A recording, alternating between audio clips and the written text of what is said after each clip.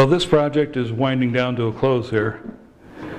We've now got about 8 inches in height in the project. And when we got around 5 inches or so, it started singing on me. High pitch singing is not too bad. It is a vibration. It's going to be an uneven surface on your turning. But it usually seems to only happen on the inside of the project. And if it's a higher pitch, it isn't much of a deal, and you can sand it out fairly easily. The low frequency singing gets a lot more serious because it gets a lot harder to clean it up afterwards. So you resort to putting a steady rest or center rest around your project to hold it in place and dampen out those vibrations.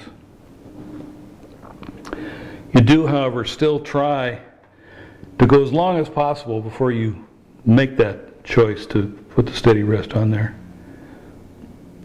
just to minimize the vibrations as much as possible, and then only turn it flat in the region where you really need to put the support. Now you can use something real fancy like this newfangled item from Carter Products.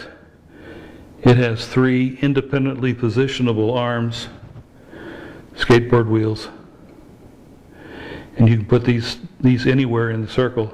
You can even buy a 4th arm and make yourself a 4-point support system. That's sort of the top of the line as far as steady rests are concerned. Or you can get a simple, much simpler steady rest mechanism from somebody like A.R. Liberty's. This is cut out from a 3/16 inch steel plate, a ring with a mount to go on the lathe, put it on the lathe with, and then sliding bars with skateboard wheels attached to the ends. Position the wheels so you contact the project. Or you could take a piece of 3/4 inch plywood for here, another one for the base, 1 each for the arms, and make your own.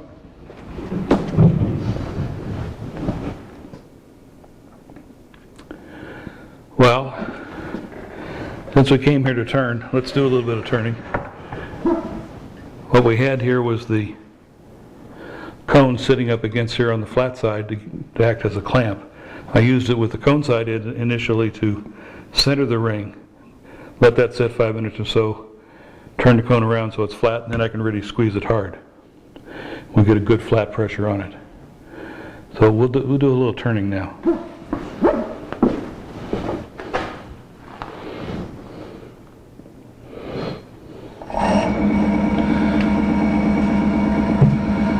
Okay, we're ready.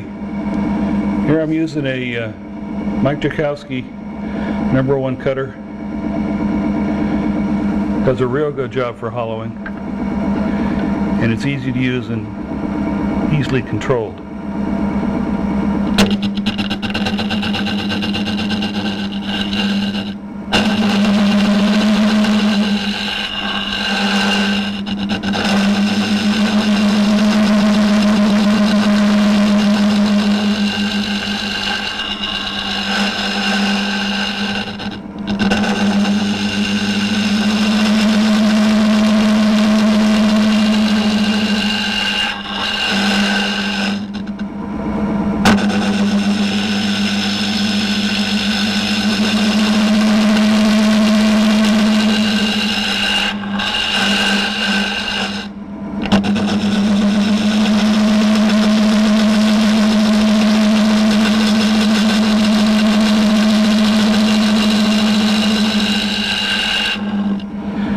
Although it looks like a scraper, it's much more like a cutter, and it certainly acts like one.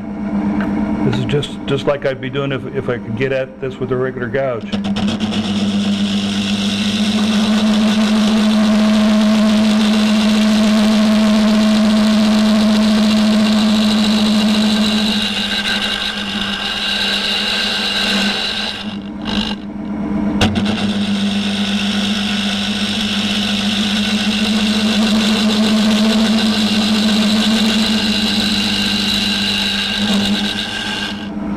So we just keep going like this until we get done.